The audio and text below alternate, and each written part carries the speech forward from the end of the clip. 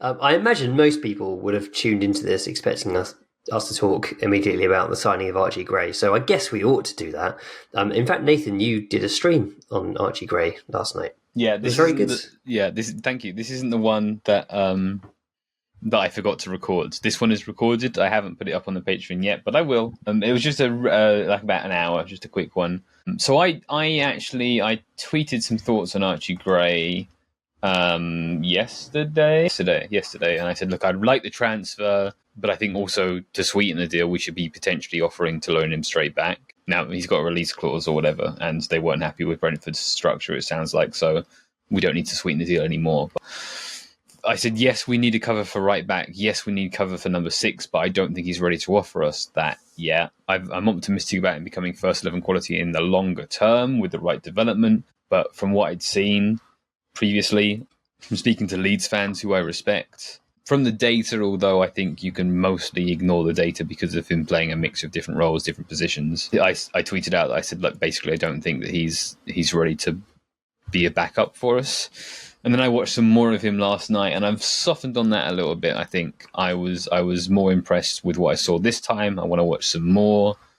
I do think that, like, and you were saying this yourself, Wendy, on the stream, because you were there with us in the Discord chat, that he doesn't profile as a number 6. He's a carrier rather than a passer.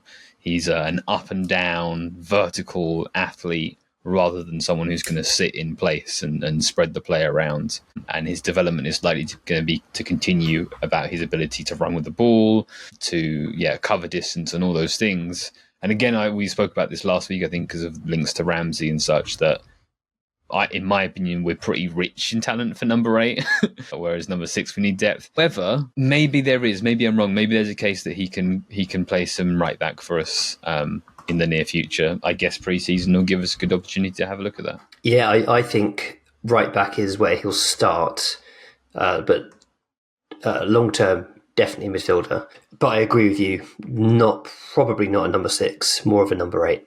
I think in our squad, he profiles most similarly to Bentancur, probably, in that he is very solid defensively, a good general all-rounder, good at carrying, but his creative passing isn't there. And he's 18. It could develop. He could sure take a huge step, and let's hope he does, because that would be wonderful. But even like at this stage, the player is now and like where he should be within the next couple of years. Yeah, I think probably Bentancur is the one in our squad. I actually, last night in the stream, was saying that I think he is most like Declan Rice of sort of well-known Premier League players, who, again, I don't think is a number 6. I think Declan Rice is a really passable double pivot player, but he's the box-to-box one, right? He's the one that receives the ball and drives forward, and I think that is Archie Gray for me.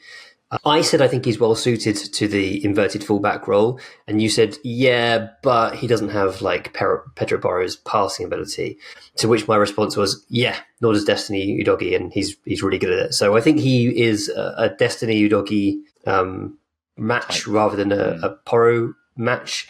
But of course, so few players in the world have Udogie's like acceleration and thrust.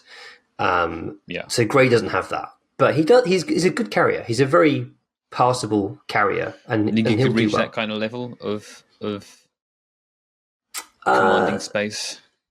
I don't think he could reach that level of commanding space, but I think he could be better than Udogie in other ways. I think Udogie hangs onto the ball too long, whereas I think Gray gets his head up earlier. Give with one hand, take with the other, kind of thing. The other thing that we established on the stream last night is the floor that he has to work with. So he's that young.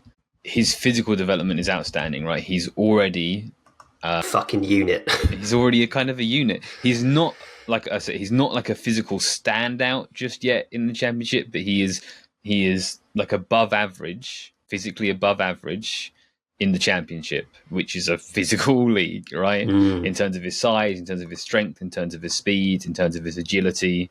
That provides him such like a platform for everything else that he can then develop towards. And also what I was equally impressed with is his defensive awareness. And what I talked about on the stream is how like that is, for me, often the thing that is stopping some of these young players who have like big upside and technical talent from like plug them into the first team, give them minutes, see how they do is okay, but there's a big risk because of the defensive game.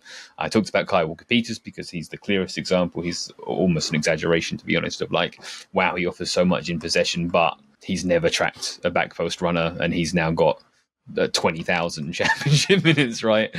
Gray's defensive awareness seems, again, not from the larger sample, and I still want to watch more, but seems really switched on, seems really aware, really good at tracking runners, really willing and athletically capable and good in the duel, and good in the slide tackle. So that is going to do so much for him. And to be honest, that has done so much for him, and that's probably why, along with his family connections and his family line and what that means at Leeds, that's probably the reason he's gotten so many minutes already.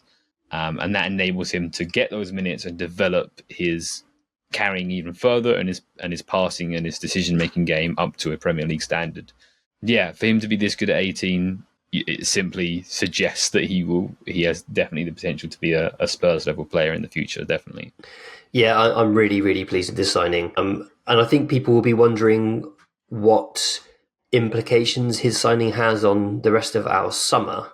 Has for the rest of our summer, I should say, because obviously he's quite a lot of money. Like it's somewhere between 30 and 40 million, with some money coming back for Joe Rodon. We'll talk about him shortly. I don't know this. This is not any information I've been given, but my strong suspicion is that this will not impact on other signings. I think this is a somewhat opportunistic chance to acquire an extremely talented young player. Like, I don't think Archie Gray is filling a position of need initially. Maybe he'll cover some right back minutes, and that'll be really helpful. But like, if they still really want to sign a classy right back who can also be a passing centre back, then I think they'll do that. I don't think this stops any other business. The only implication with that is the squad list, and there'll be a discussion, I'm sure, about whether he will get registered for the UEFA Europa League.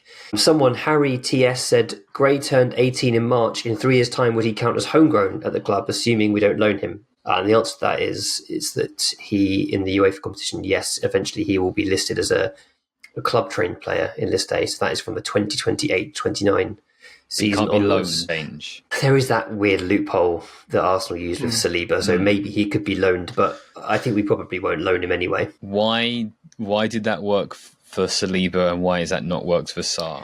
Because with Sarr, it was a whole like EU, non-EU country thing, I think. Is that right? I'm pretty sure it was about the regulations of the specific country.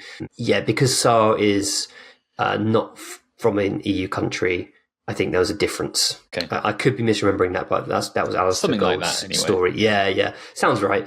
Buddy, he's young and he's English. Oh, if he's real, he's going to choose Scotland, because he could also play for Scotland as well. So he's young, English and Scottish. I don't know much about him, so I still think it's a hell of a lot of money to spend on a player that's not going to come in and have an immediate impact on our first 11. Will it impact the rest of our transfer business? I don't know, Windy. You're very optimistic. I think Spurs will look at this as, we've spent £30 million already. What more do you want from us? Part of me is thinking maybe we could have sent that money and spent it somewhere else, which needs immediate addressing towards a team. This is nice and it's a good to have, but is this just a cheaper version of Eze kind of thing? It's an opportunistic transfer. I hope he turns into something brilliant, which would be fantastic, but I don't know how he helps us next year. I think that's a very reasonable take. It's very reasonable to have concerns about whether he helps us next year. I think the thing is, with a player with this much upside, you got to just take these chances and wait it out and hope that he becomes as good as he currently seems like he's going to become. And I think it's worth it. I do think we're a club that can afford to take these risks, these punts. And if it pays off, we'll be absolutely laughing in a few years' time. Interesting also that it's another Spurs/Brentford battle for a talented young player. Any insight on that, Nathan? Well, nothing that I know that isn't in the public info. But yes, it does kind of point to to good things if you keep going for the same targets as Brentford or Brighton, for that matter.